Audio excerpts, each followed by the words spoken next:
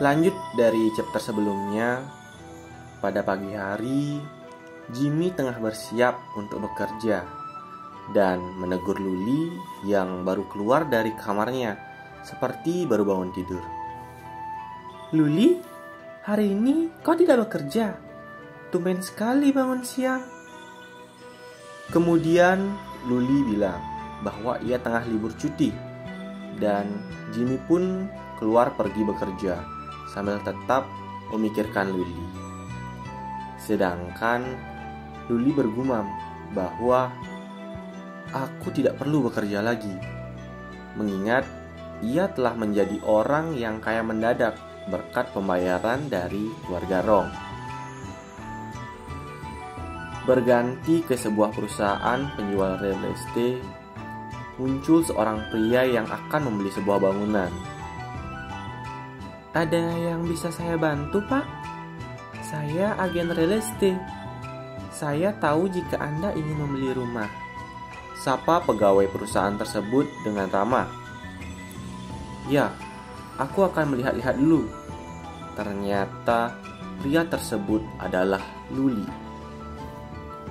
Beralih ke obrolan Luli dan pegawai real estate tersebut yang tengah membicarakan spesifikasi bangunan, sembari Luli melihat berkas dari bangunan-bangunan atau real estate dari perusahaan tersebut.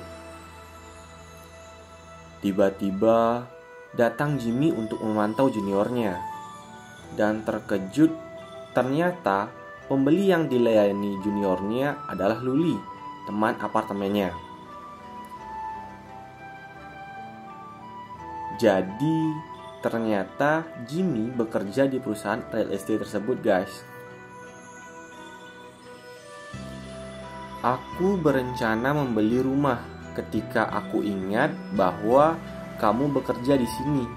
Jadi aku datang saja untuk melihatnya," kata Luli pada Jimmy. Di dalam hati Jimmy masih bingung karena Luli ingin membeli sebuah rumah, padahal setahu dia kondisi keuangannya sedang buruk. Namun Jimmy mencoba untuk menepis pikirannya yang buruk dan tetap ingin melayani Luli karena ia datang sebagai pelanggan.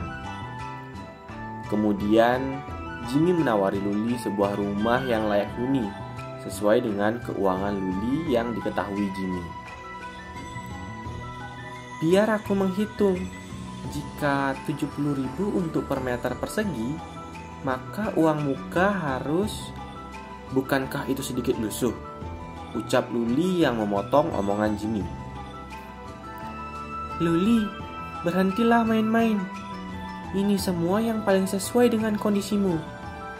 Dengan penghasilanmu, apakah kamu mengharapkan untuk membeli sebuah mansion?" tanya Jimmy dengan kesal. "Ah, mungkin saja," jawab Luli dengan santai sambil mengedipkan satu mata seperti bercanda. Jimmy semakin jengkel karena merasa dipermainkan, mengingat bahwa kondisi keuangan Luli sedang buruk pikirnya. Kemudian ia pergi dan menyuruh orang lain untuk menggantikan dirinya melayani Luli. Lalu datanglah seorang yang menggantikan Jimmy untuk membantu Luli dalam memilih rumah. "Tuan, kakak yang menyuruhku membawakan detail rumah yang lebih besar, maka izinkan saya untuk menjelaskannya," kata pegawai tersebut. Dari kejauhan, nampak Jimmy masih memperhatikan Luli dengan tatapan kesal. Namun, hal tersebut malah membuat Luli semakin suka dengan Jimmy, karena apabila Jimmy marah, ia terlihat lebih menggoda, pikir Luli. "Ya, aku akan mengambilnya. Bawa ke sini kontraknya," kata Luli tanpa pikir panjang. Ditambah, ia sama sekali tidak mendengar penjelasan pegawai tersebut. Sontak, hal tersebut membuat pegawai tersebut meringis karena menganggap Luli bercanda, karena harga pasarannya adalah 50 juta yuan. Namun Luli dengan tegas mengatakan bahwa ia tidak bercanda dan akan membelinya dari pegawai tersebut. Secepat kilat, pegawai tersebut berlari untuk memanggil manajernya guna mengkonfirmasi pembelian tersebut, yang mana hal tersebut juga membuat Jimmy kaget dan terheran-heran karena Luli membeli bangunan termahal di perusahaan tersebut. Namun Luli hanya tersenyum manis menoleh ke Jimmy. Setelah sang manajer perusahaan tersebut datang, ia mengkonfirmasi kembali tentang kesanggupan Luli dalam membayar villa tersebut, yang mana minimal harus ada DP sebesar 500.000 yuan untuk memiliki mansion tersebut. Tapi dengan sombong Luli berkata, "Tidak perlu uang muka, aku akan bayar langsung semuanya," sambil memberikan kartu warna emas ke manajer tersebut.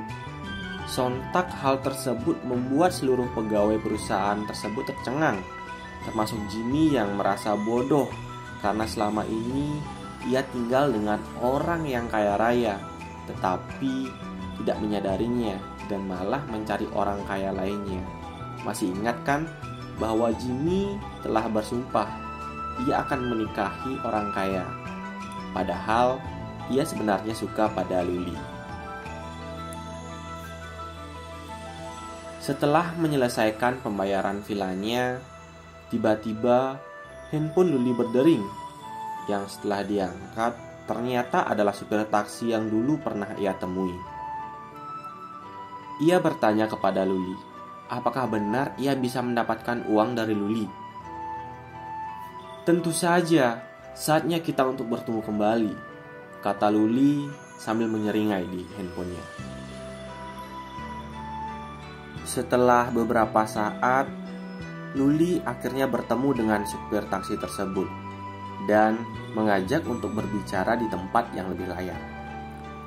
"Maaf terlambat, bagaimana kalau kita pindah ke tempat lain?" kata Luli kepada supir tersebut.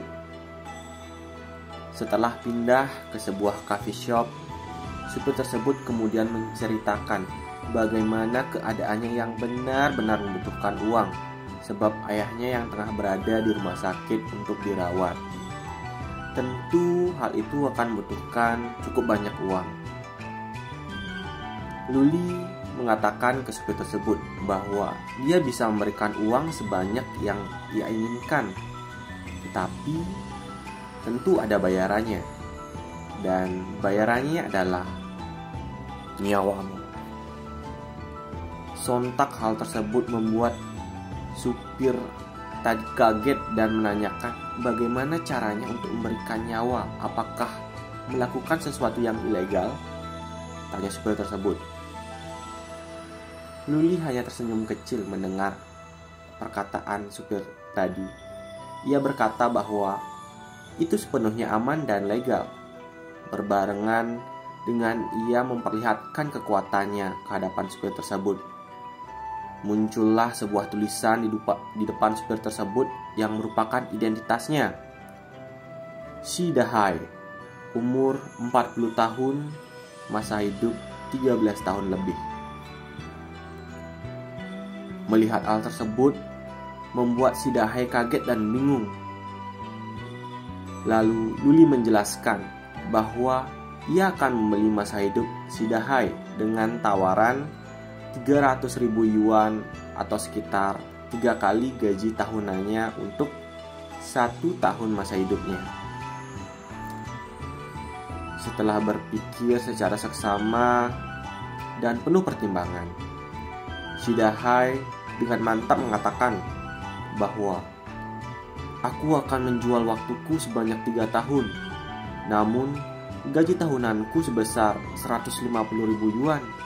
Jadi, bisakah aku mendapatkan 1,3 juta yuan untuk 3 tahun? Tanya Shi Dahai. Tentu saja, tetapi masa hidupmu akan tinggal 10 tahun saja, kata Luli mengingatkan. Tapi Shi Dahai telah mantap dengan keputusannya. Tentu hal itu tidak bisa diganggu-gugat Luli. Lalu ia mengeluarkan surat kontraknya yang kemudian ditandatangani oleh si Dahai. Maka transaksi telah selesai. Luli memberikan sebuah kartu ATM kepada si Dahai yang mana dalamnya telah berisi uang senilai 1,3 juta yuan. "Uangnya sudah ditransfer ke sini," kata Luli. "Terima kasih Tuan, lalu aku akan kembali ke rumah sakit. Sampai jumpa," ucap si Dahai yang pergi meninggalkan Luli. Luli juga berbalik pergi sambil memikirkan tentang transaksi tadi. Apakah ia tidak akan menyesalinya atau bagaimana? Karena waktu yang ia jual cukup banyak, yaitu 3 tahun.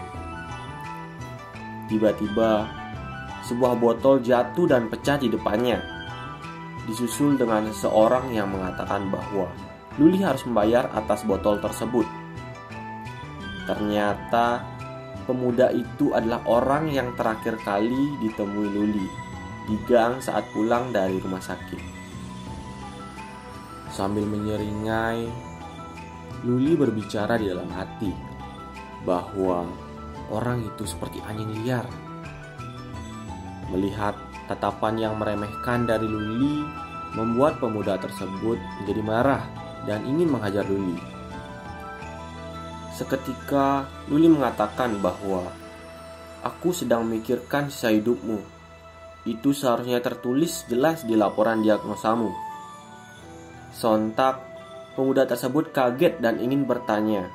Namun Luli langsung menegaskan bahwa lebih tepatnya kau masih memiliki 26 hari, 12 jam, 18 menit, 21 detik. Mendengar kata dari Luli tersebut semakin membuat pemuda tersebut syok karena ia akan mati tidak lama lagi. Luli kemudian menawarkan kepada pemuda tersebut, "Jika kau masih ingin hidup, maka ikutilah aku," kata Luli.